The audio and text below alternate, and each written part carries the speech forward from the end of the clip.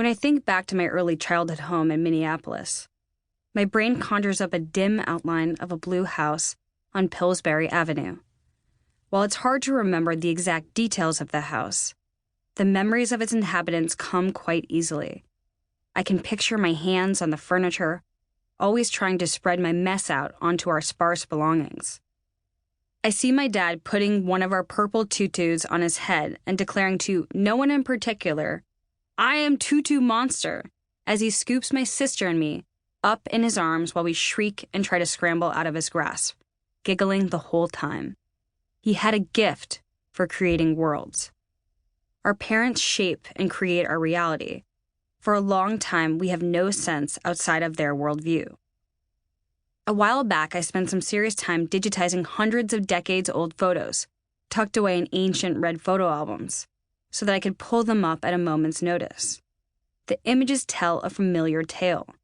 Two little girls encased in baby buckets, looking up at the bad hair and fashions of the 1980s.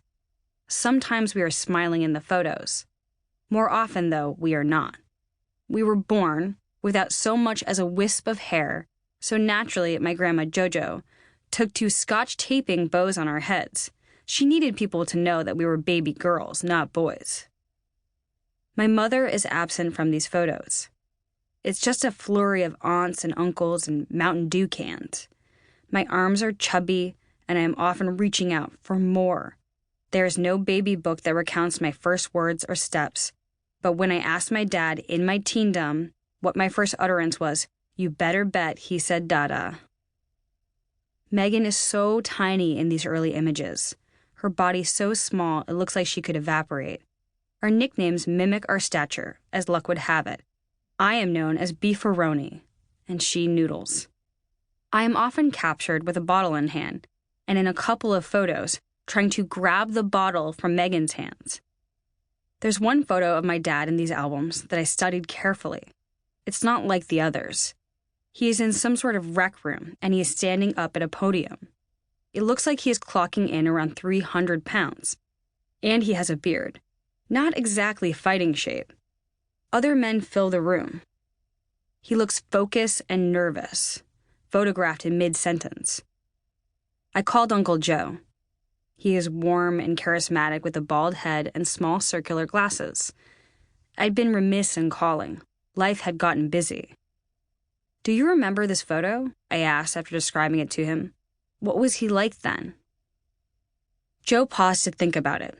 I could tell that he was placating me. This was the second time in 10 years he'd had to revisit a past that was very dark for his entire family. My dad spent some serious time excavating the facts of his life for his own memoir, The Night of the Gun.